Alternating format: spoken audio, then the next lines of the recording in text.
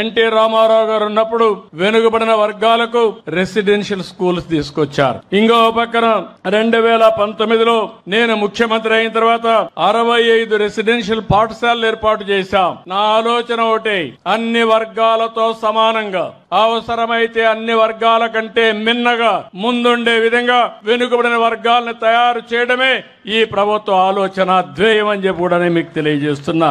108 BC residential schools ఉంటే 75 దాకా Telugu Desam party హయాంలో వచ్చాయి. మత్స్యకారు కుటుంబాలకి దగ్గర ఒక 9 రెసిడెన్షియల్ స్కూల్స్ పెట్టాం. కొన్ని స్కూల్స్ ఉంటే ఇవన్నీ కూడా జూనియర్ కాలేజీలుగా చేసి ముందుకు పోయే పరిస్థితి తీసుకొచ్చాం. వెనుకబడిన వర్గాల పిల్లల్లో మాణిక్యాలున్నారు. సరైన చేయూతిస్తే బ్రహ్మాండంగా రాణించే అవకాశాలుంటాయి.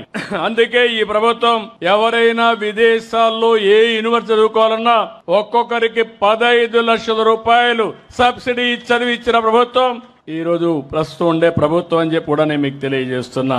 సివిల్స్ గాని రాష్ట్ర స్థాయిలో ఉండే గ్రూప్ 1 గాని ట్రైనింగ్ ఇవ్వడానికి కూడా ప్రత్యేకమైన శ్రద్ధ పెట్టాం.